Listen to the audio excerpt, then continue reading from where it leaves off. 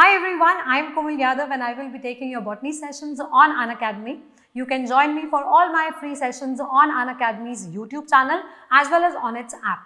On the app, we are also providing you 2 sessions, that is Plus as well as Iconic. Plus sessions में हम ज़्यादा interactive sessions और doubt clearing के साथ आपको पढ़ाते हैं और आइकॉनिक में if you feel that you need somebody in this journey of NEET preparation then you can also go for Iconic, जहाँ पे आपको एक मेंटोर मिलेंगे जो आपके साथ टाइम टेबल प्लानिंग और पूरे एक एक स्टेप की प्रिपरेशन के लिए साथ होंगे. Right, you can use Komal life code and join me on Plus as well as iconic.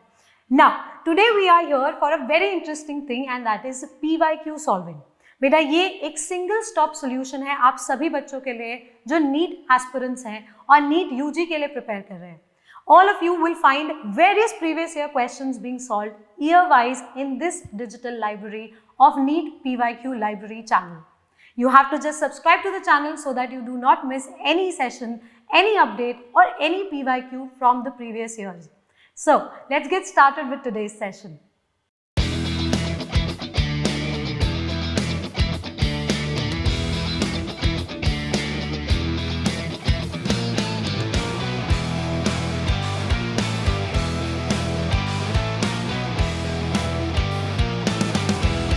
So the first question, which of the following statement is not correct? So हमें emphasis देना है not correct वाली statement पे. We have to find the incorrect statement.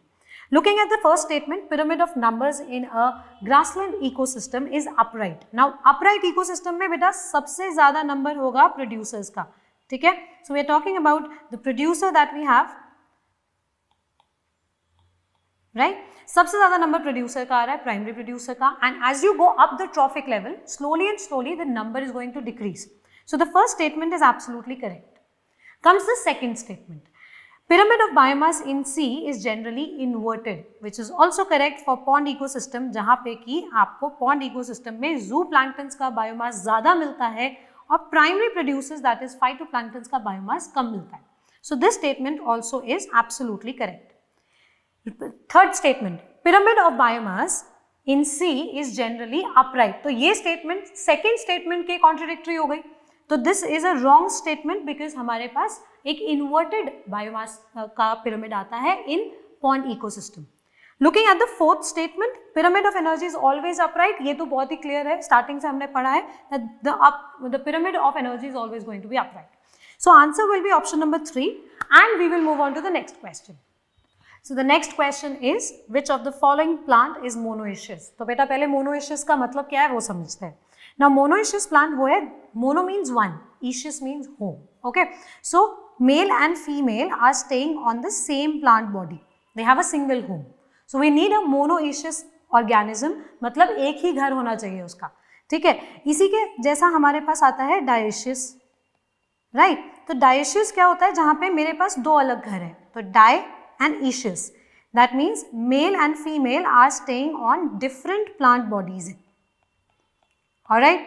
So according to this, the first question that we have, the first option that we see is cycas. Now cycas has two different plant bodies. So ये आ जाएगा हमारा dioecious के अंदर. Carica papaya, which is papaya, also has male on a different plant body and female on a different plant body. So that also comes under dioecious. For monoecious हमारे पास आएगा example कारा का, क्योंकि इसकी एक ही प्लांट बॉडी के ऊपर आपको दोनों मेल और फीमेल दिखाई देते हैं. Female as on the upper side and male at the lower side of the bracket, right. So monoecious के लिए हमें ऑप्शन मिल चुका है, but we will still read the fourth option and that is Marchantia. Marchantia also has two different plant bodies, male on a different and female on a different. So that is also dioecious. Fourth option भी dioecious हो गया. Now answer clearly third option and that is Cara. Cara is monoecious and now we move on to the next question. The first stable compound of carbon dioxide fixation in sorghum. Sorghum is a C4 plant and in this C4 plant we have carbon dioxide का fixation करने वाला C4 cycle. C4 cycle में पहला stable compound होगा a 4 carbon compound. So we have to look for a 4 carbon compound. Phosphoglyceric acid is a 3 carbon compound. First option eliminated. Second option pyruvic acid, also a 3 carbon compound, again eliminated. Third और fourth option दोनों 4 carbon के compounds हैं, but now you have to remember the pathway of C4 fixation and उसमें हमारा option आएगा option number 3, that is oxaloacetic acid, which is a 4 carbon compound and also the first stable compound for carbon dioxide fixation in C4 pathway. So the question says diadelphous stamen is found in, ठीक है, diadelphous stamen का मतलब क्या है, diadelphous condition में आप adelphous को देखो बेटा, what does this particular word mean? So adelphous means that the anther are absolutely free, ठीक है, anthers जो हैं वो सारे के सारे फ्री होंगे, वहीं पे आपका फिलामेंट जो है बेटा that will be fused together to form a bunch, एक गुच्छा बनाने के लिए, ठीक। अब क्या होता है, ऐसे बंचेस जो रोजेस में जैसे आप बहुत सारे फ्लावर्स लेके जाओ, उसमें आप सबको नीचे स्टॉक से पकड़ लो, उसमें क्या होगा, स्टॉक सारे फ्यूज कर गए और ऊपर जो फ्लावर्स हैं वो सारे फ्री हैं, तो ये कुछ कुछ वैसा ही दिखाई देगा। अब how many bunches can you have, अगर आपके पास एक बंच है that is known as monadelphous, और मोनोएडेल्फस का एग्जाम्पल हो जाता है China rose, right. So China rose is an example of मोनोएडेल्फस।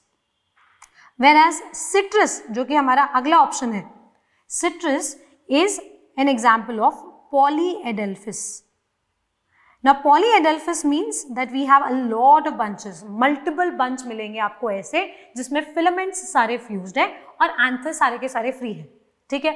Now diadelphous condition is very very very unique to Fabaceae family. Fabaceae family is pea family, legume family, and answer इसमें clearly दिख रहा है हमें fourth option, that is Pisum. Pea is the member of Fabaceae family and the answer of this particular question. So the next question that we have on this particular question paper is plants follow different pathways in response to environment or phases of life to form different kind of structures. कहने का मतलब ये है कि आपको पत्ता ही बनाना है, but due to environmental conditions, due to developmental conditions, आप उस पाथवे अलग अलग लेके वहां पहुंचते हो। So the destination is same but your paths are different, right. इस फिनोमेना को हम क्या कहते हैं, what this phenomena exactly is known as, clear cut answer अगर आप चाहो तो सीधा you can jump to the answer and that is option number 4, plasticity, plastic जैसा, bendable, right. So your pathways can vary but you will reach the final conclusion depending on either the environmental conditions or developmental conditions. हो सकता है कि leaf जो young leaf है, juvenile leaf है, वो अलग दिखता हो और जो एक बहुत बड़ा लीफ है वो अलग दिखता हो, तो the shape of the juvenile leaf and the bigger leaf are absolutely different. आपने ये चीज देखी होगी कोरिएंडर में, धनिया का बीज अगर आप डालोगे गमले में, you will find very weird looking leaves, आपको लगेगा ये धनिया ही नहीं है बट खुशबू आएगी उसमें से। The reason is coriander also shows developmental heterophyly and heterophyly means दो अलग तरीके के पत्ते बनाना depending on the environmental condition or some internal factors we reach the final stage and that is formation of leaf, just for as an example. So answer will be plasticity, option number 4. Okay, so the next question is match the following and it is very interesting. जो आता है उसको ढूंढो और उसको option में ढूंढो and tick लगाओ, ठीक है, सिंपल फंडा। सो मैच द फॉलोइंग में सबसे पहले आपको जो पिक्चर दिखेगा वायरस फ्री प्लांट्स, बेटा वायरस फ्री कल्चर के लिए आपको मेरिस्टम बहुत काम आता है because there is high oxygen concentration, वो वायरस को कल्टिवेट नहीं होने देगा। तो चाहे पूरे प्लांट पे वायरस का इन्फेक्शन हो but you will still find meristem being virus free, ठीक है। तो हमारा सी जाता है और डायरेक्टली मैच कर जाता है 4 के साथ। So do we have an option matching that? Yes, we directly have that answer as option number 3. लेकिन अगर आप बाकियों को भी मैच करके देखना चाहते हो then also you can do that. So with A there goes pomato because protoplasm fusion, हमने टोमेटो और पोटैटो का सेल लिया, उसका वॉल हटाया और उसको फिर हमने इलेक्ट्रोफ्यूजन से फ्यूज करा दिया, forming pomato which was a failure, but कोई नहीं, हमें कोशिश तो करनी है। प्लांट टिश्यू कल्चर के लिए हमारे पास आ जाता है totipotency. Totipotency is the ability to form a huge, complete बड़ा पेड़ from a few cells that we get from explant. तो टिश्यू कल्चर से हम बड़े बड़े पेड़ बना पाते हैं because of this property of your cell and that is called as totipotency. Then we have micropropagation which is known as soma clones. Soma clones का मतलब होता है somatic clones, ठीक है। तो बॉडी के जो नॉर्मल सेल्स है ना उनकी कॉपी बनानी है हमको बार बार, तो वही काम तो हम करते हैं टिश्यू कल्चर में, सोमा क्लोन्स बनाना, माइक्रो प्रोपोगेशन, और whether it is tissue culture everything is just एक ही चीज के 4 नाम, ठीक है, पर्यायवाची शब्द हमारे। So option number 3 is the correct answer for this particular question. So this question says, in this particular question, in the equation GPP minus R is equal to NPP, R क्या रिप्रेजेंट करता है वो ये पूछ रहा है. R represent क्या करता है वो जानने के लिए पहले ये जानना जरूरी है कि GPP क्या रिप्रेजेंट करता है. So GPP stands for Gross Primary Productivity. So total जो हमारे पेड़ बेचारे मिलके सारा खाना बनाते हैं सोलर लाइट को कन्वर्ट करके, उसको हम ग्रॉस प्राइमरी प्रोडक्टिविटी बोलते हैं.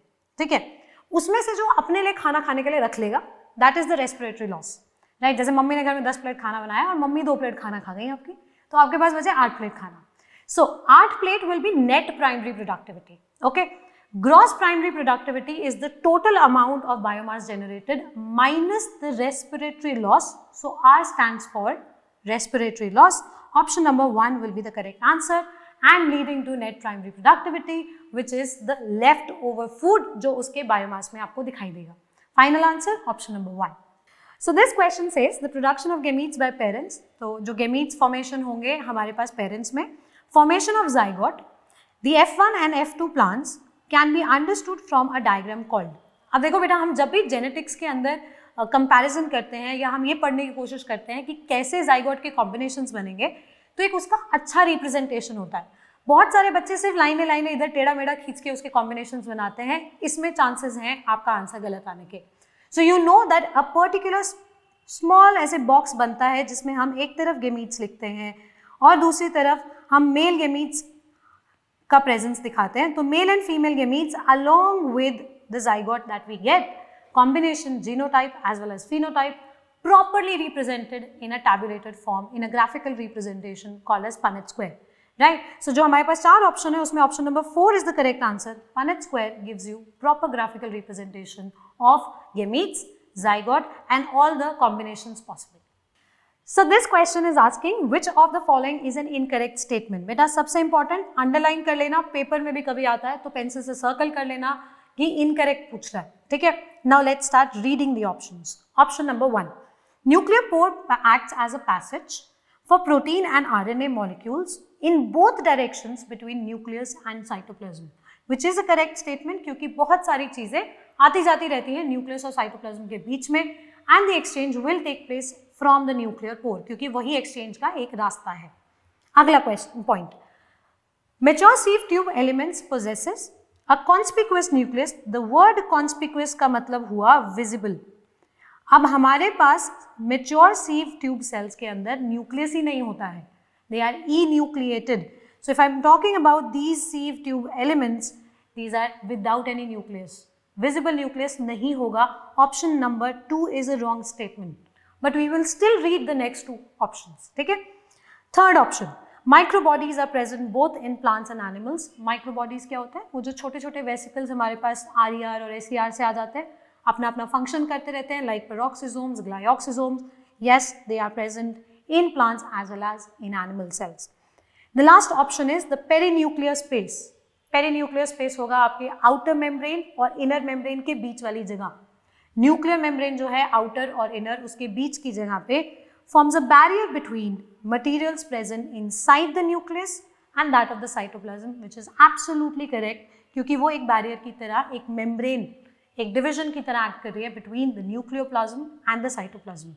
So the correct answer for this one will be option number 2, which is the incorrect statement, और वही हमारे question ने हमसे पूछा है. Okay, so another question, match the following. And match the following का वही same trick, whichever option you know, उसको match करो and उसको जाके सीधा option में नीचे ढूंढ लो.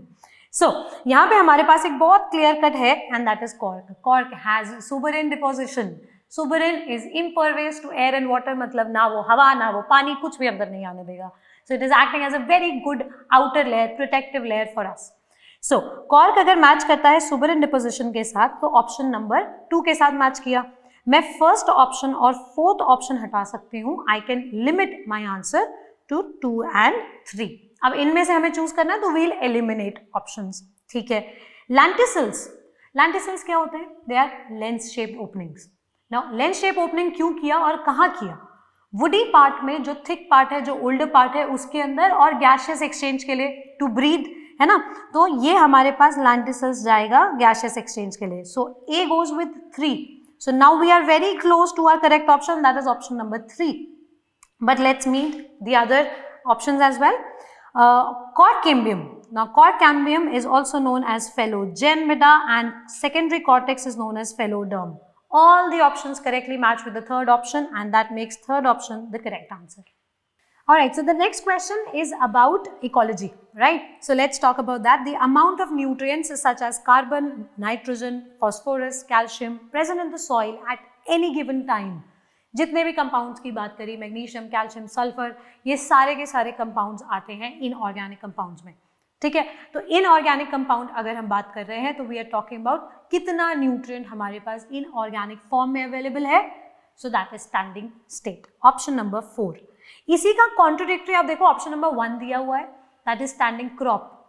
स्टैंडिंग क्रॉप से ना बहुत बच्चे कंफ्यूज होते हैं और उनको ये लगता है कि we are talking about only plants, but that is wrong. हम स्टैंडिंग क्रॉप में सारे ऑर्गेनिक मैटर की बात करते हैं. So in standing crop we are talking about the total biomass that is available. अब बायोमास में बेटा सारे आ जाएंगे, plants, animals, as well as bacteria, कुछ फंगस, कुछ डिकम्पोजिंग ऑर्गेनिक मैटर, ये सारी चीजें मिलके आपके पास स्टैंडिंग क्रॉप में आ जाती हैं. तो not standing crop, we are talking about compounds जो अभी भी किसी भी ऑर्गेनिज्म में नहीं घुसे हैं या किसी ऑर्गेनिक मैटर में नहीं है.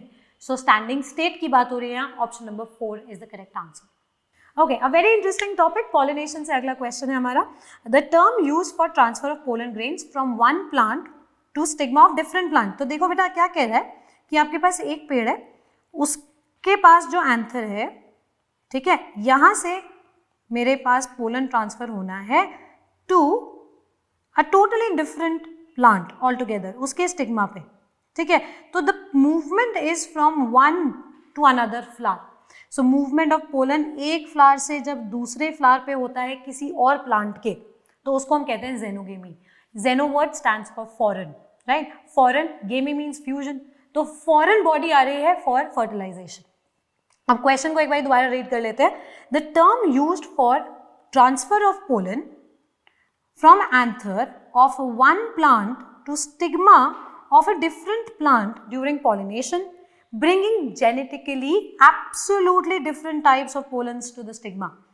सबसे ज्यादा जेनेटिक वेरिएशन, क्योंकि पोलन तो बाहर से आया है ना, तो नया कॉम्बिनेशन अपने साथ लेके आया होगा, and this is known as xenogamy, option number 2. Alright, a very interesting question from a very important topic, cell cycle, cell division. बहुत इंपॉर्टेंट है. You need to understand mitosis, meiosis to understand बहुत सारे और factors, and specially genetics. तो दोनों बहुत ही important units हो जाती हैं हमारे पास. अब बेटा क्वेश्चन क्या कह रहा है, which of the following stages of meiosis involves division of centromere. मतलब स्प्लिटिंग ऑफ सेंट्रोमियर कब होगी, ठीक है? तो जब हम किसी भी मियोसिस प्रोसेस को देखते हैं, हमारे पास आता है meiosis 1 and we have meiosis 2. Alright, meiosis 1 और मियोसिस 2 में main difference is that the first one is a reductional division, and the second one is an equational division, right? Equational division के टाइम पे ploidy में change नहीं आएगा, right? So when we are starting with meiosis 1, we start with a 2n4c cell, ठीक है, जो कि हमारा पहले ही duplicate कर गया था in the S phase. By the end of meiosis 1, we reach a condition जहाँ पे मेरे पास 2 cells आते हैं और दोनों की ploidy हो जाती है N2C. So the amount of DNA is double, but the ploidy has been reduced to half. इसलिए मैंने इसको reductional division कहा था. Lastly, we move to meiosis 2, and which is equational division. इधर आपका centromere split करेगा बेटा NC. I'm going to get cells NC. सारे के सारे cells होंगे haploid with just one single amount of DNA. ठीक है, तो यहाँ पे मेरे पास एक क्रोमोसोम एक क्रोमैटिड का होगा, and this would have taken place in the anaphase 2 जब centromere split करता है in meiosis. So option for this is option number 4 being the correct answer. So the next question from biotechnology, right? Unit हमारी बहुत important. Which of the following is the correct sequence of steps of PCR?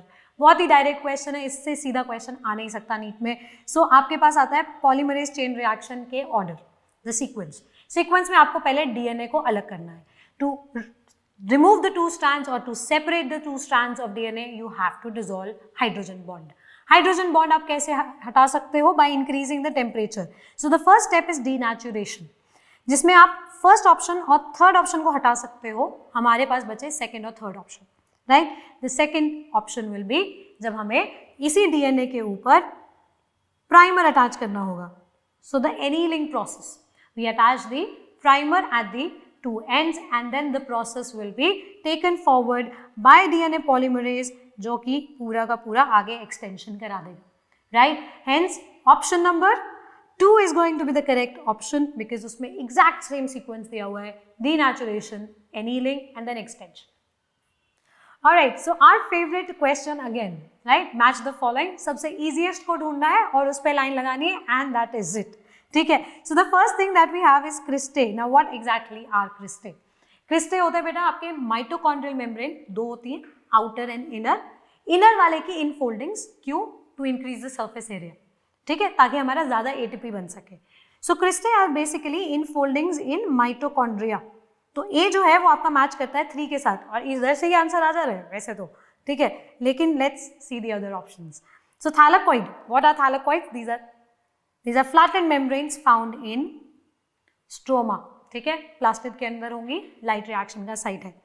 Centromere, centromere is the primary constriction of chromosome, जहाँ पे बहुत tightly pack होगा genetic material and the chromosomes will be completely condense उस जगह पे, ताकि फिर वहाँ पे काइनेटोकोर बने और स्पिंडल उसको अटैच कर जाए.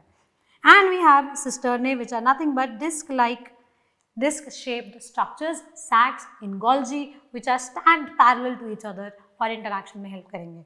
ठीक है, सो यहाँ पे आपका आंसर हो जाएगा option number 4. Alright guys, so here we are ending the session on a very nice note. We have completed 15 questions. फटाफट से like, share and subscribe. Let your friends know about this amazing session and an amazing digital library. इस channel के बारे में सबको बताओ ताकि सबके PYQs अच्छे से सॉल्व हो जाए of physics, chemistry, botany and zoology. Right? So we are here ending the session on a very good note. And मेरी आपसे last request, do not forget to subscribe to some of the paid sessions also of Unacademy, जो कि हम Unacademy के app पर लेते हैं, जिसमें आपके साथ ज़्यादा इंटरैक्टिव सेशन हो सकते हैं, आपके ज़्यादा डाउट क्लियर हम कर सकते हैं.